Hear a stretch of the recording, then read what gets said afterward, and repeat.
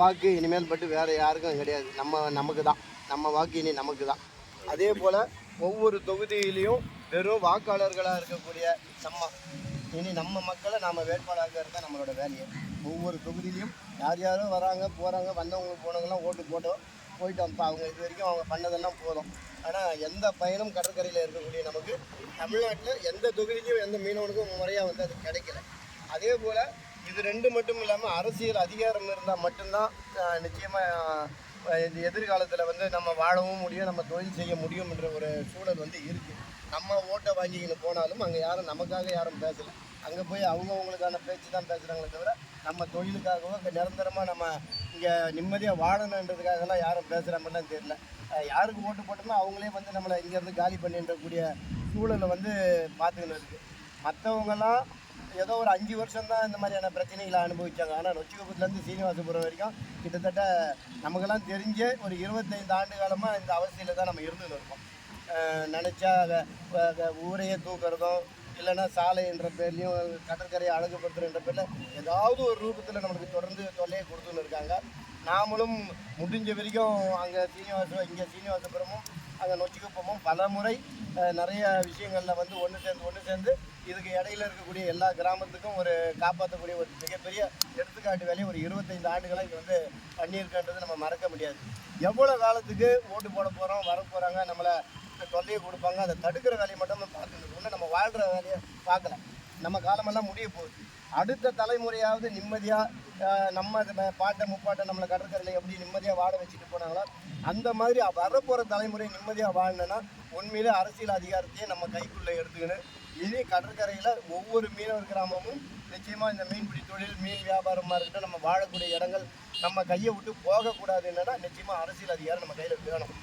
அரசியல் அதிகாரம்னா ரொம்ப சாத்தியமா அப்படின்றது நிறைய கேள்வி இருக்குது. ஏன்னா இன்றைக்கி அரசியல்னால் காசு தான். அது மற்றவங்களுக்குன்றதான் நம்மளோட புரிதல். நம்ம மக்களை பொறுத்த வரைக்கும் கடற்கரையில் 14 கடலோர மாவட்டங்களில் ஒரு 609 மீனவர் கிராமங்களில் அடர்த்தியாக உட்காந்துன்னு இருக்கோம்.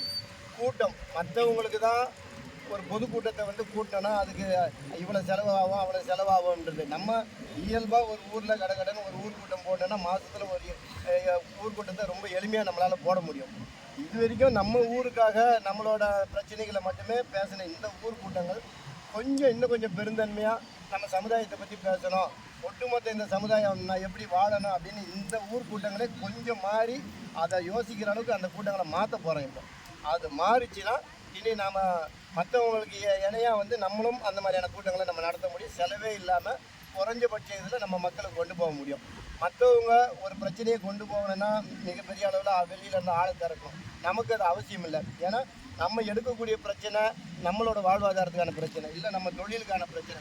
இன்றைக்கி தமிழ்நாட்டில் கடல் அலை அடிக்கிற இடத்துலேருந்து ஆழ்கடல் வரைக்கும் 1008 திட்டங்களை போட்டு வச்சுட்டாங்க. இப்போ வந்து கவர்மெண்ட் இப்போ பொறுப்பேற்றுக்கின அடுத்த செகண்ட்லேருந்து இனி ஒன்றா அந்த திட்டங்களை வந்து யாருக்கு எப்போ கொடுக்குறதுன்ற வேலையை பண்ண போகிறாங்க. மரக்காணத்துலேருந்து நம்ம நாகப்பட்டினம் வரைக்கும் வந்து இங்கே கடல் அலை அடிக்கிற இடத்துலேருந்து ஒரு ஆழ்கடல் வரைக்கும் பார்த்திங்கன்னா அந்த ஹைட்ரோ கார்பன் அந்த இதை எடுக்கிறதுக்கான கிணறுகளை வந்து போடுறதுக்கான வேலை ரொம்ப வேகமாக நடந்துருக்கு. அது இப்போ இந்த ஆட்சி முடிகிற நேரத்தில் அதை ஸ்டாப் பண்ணியிருக்காங்க. இப்போ மறுபடியும் அதுக்கான வேலை நடக்க போகுது. இப்போ இங்கே அலை அடிக்கக்கூடிய இடத்துலேருந்து ஆழ்கடல் வரைக்கும் ஒரு கிட்டத்தட்ட ஒரு 200 கிணறு. ஒன்றுனாலே யோசிக்கணும். 200 கிணறுன்னா யோசிச்சு பாருங்க. போட் எடுத்துன்னு போகவும் முடியாது, வரவும் முடியாது. அதை எடுக்கிறதுனால ஏற்படுற எந்த அளவுக்கு பிரச்சனை வரும்ன்றதை பாருங்கள். கடல் வளத்துக்கு அழிவு. இங்கே என்னடனா மீன் வளம் இல்லை, 45 நாள் தடை 61 நாள் ஆகுறான், இன்னும் அதிகமாகலாமான்னு பேசிக்கலாம். ஒரு பக்கம் கடலை அழிக்கிறதுக்கான எல்லா வேலையும் பண்ணுறான். இப்போ இவங்க கூட நம்ம எவ்வளோ நாளைக்கு இவருக்கு ஓட்டு போட்டால் இதை தடுக்கலாம், இல்லை இன்னொருத்தருக்கு ஓட்டு போட்டால் இதை தடுக்கலான்னு இதுக்கே நமக்கு காலம் ஓடிப்போகுது. இனிமேல் பட்டு கடற்கரையில் எது வேணும் நாம் தான் முடிவு பண்ணணும்.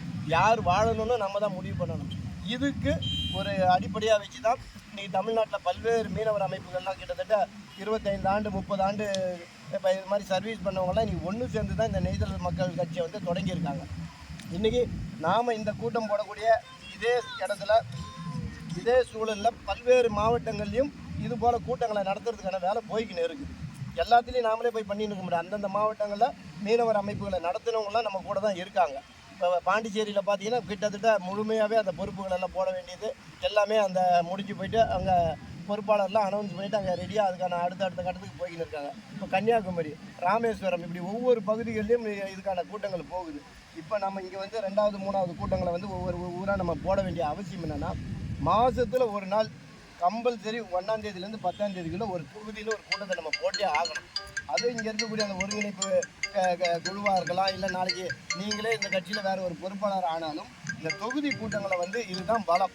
இந்த கூட்டத்தில் மாதத்தில் ஒரு நாள் உட்காந்து நம்ம தொகுதிக்குள்ளே என்ன பிரச்சனை, அது வாழ்கிற இடத்துக்கு பிரச்சனையா, தொழிலுக்கு பிரச்சனையா, மக்களுக்கு என்ன பிரச்சனை, இல்லை கூட்டுறவு சங்கத்தில் ஏதாவது பிரச்சனை, இதை பற்றி பேசி இதுக்கு நம்ம என்ன பண்ணலாம் அப்படின்னு இங்கே நீங்கள் போடுற அந்த தீர்மானம் தான் நாளைக்கு ஒட்டுமொத்த மக்களுக்கான ஒரு விடிவு. இந்த மாதிரி ஒவ்வொரு தொகுதிக்குள்ளேயும் நமக்கான அந்த எதெல்லாம் நமக்கு வேணும், எது நம்மளுக்கு பிரச்சனை என்ற விஷயங்களை நீங்கள் பேச இதுதான் நாளைக்கு அரசோட கவனத்துக்கு கொண்டு போகிறதுக்கும் எது நமக்கு வேணுன்றதை வந்து நம்ம முன்வைக்கிறதுக்கான ஒரு வாய்ப்பாக வந்து அமையும். அதனால் இந்த கூட்டம்ன்றது ரொம்ப முக்கியம். அதனால் ஒவ்வொரு மாதமும் இது போல் கூட்டங்களில் கொஞ்சம் ஆர்வமாக வாங்க, தயவுசெய்து வந்து கலந்துக்கிட்டு இது ரொம்ப ஆக்கப்பூர்வமாக இருக்குது. இன்றைக்கி தொடங்குகிறோம், இன்றைக்கி கூட ஒரு சில தீர்மானங்களை எடுக்கிறோன்னு வைங்க. இது வந்து எந்த பெரிய மாற்றத்தை நடத்த போகுது அப்படின்னு இன்றைக்கி நம்ம லேசாக தெரியும். ஆனால் ஒரு 6 மாதத்துக்குள்ளே நீங்கள் எடுக்கக்கூடிய இந்த தீர்மானம் நாளைக்கு அரசாங்கத்தோட சட்டமாக மாறும். மீனவர் நல்லா இருக்கணும்னா இதை வந்து இந்த தீர்மானத்தை வந்து சட்டமாக மாற்றி நமக்கு பயனாக வர்றதுக்கான வாய்ப்பு நிறைய இருக்குது. அதை கண் கூட பார்ப்போம். அந்த மாதிரி ரொம்ப ஆக்கப்பூர்வமாக நினச்சிங்கன்னா இந்த கூட்டம் ஆக்கப்பூர்வமான கூட்டம். இந்த மாதிரி ஒவ்வொரு தொகுதியிலும் நடக்கிற கூட்டம் ஆக்கப்பூர்வமான கூட்டமாக தான் நடக்க போகுது. இப்போ நாம் ஏதோ ஒரு 10-20 பேர் உட்காந்து பேசிக்கின்னு இருக்கோம். இங்கே ஒரு கட்சி ஆரம்பிச்சிட்டோம். இங்கே நாம் பேசுகிறது மக்களுக்கு எப்படி இப்போ தெரிய போகுது, அது இயல்பாக நம்ம பேசிக்கின்னு இருக்கோம். ரொம்ப சீக்கிரம் நம்ம அதுக்கான கூட்டங்களை இனிமேல் பட்டு கூட்டங்கள்னாலே அது பொதுக்கூட்டங்கள் தான் போட போகிறோம். இது